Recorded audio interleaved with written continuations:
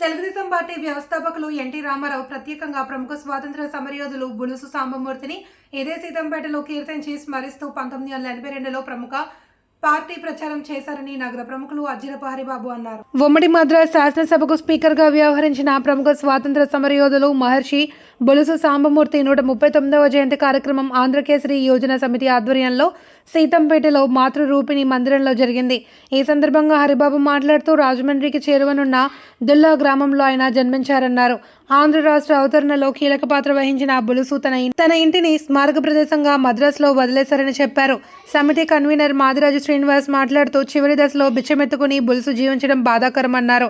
సమితి సభ్యులు దేశిరెడ్డి బలరామనాయుడు, గుడిపాటి సునీల్, గౌతమ్, బ్రాహ్మణ యోజన నాయకుడు ప్రణవ్, కె రామకృష్ణ తదితరులు పాల్గొన్నారు. జయంతి కార్యక్రమం మార్చి 4వ తారీఖు 1886లో ఆయన పుట్టారు. మన విశేషం ఏమిటంటే పాత మద్రాస్ గవర్నమెంట్లో శాసనసభకి వీరు స్పీకర్గా చేయడం జరిగింది. అద్భుతమైన మహా వ్యక్తి అయిన న్యాయవాద శాస్త్రాన్ని చదివి కాకినాడలో న్యాయవాద దాన్ని ప్రారంభించారు. ఎంత సంపాదించాడంటే అంత సంపాదించాడు. గాంధీ గారి పిలుపు మేరకు ఆయన తన యావత్తు సంపాదన అంతా కూడా స్వతంత్ర సమరోద్యమానికి ఖర్చు పెట్టి ఆయన సొంత ఇల్లు కూడా మద్రాసులో మనకి భాషా సంయుక్త రాష్ట్రం కావాలి అని బలంగా నమ్మిన వాళ్ళు ఆయన ఒకరు. వారి ఇంటిని కూడా మన అమరనాథ్ చేసాడు, దానికి అంకితం.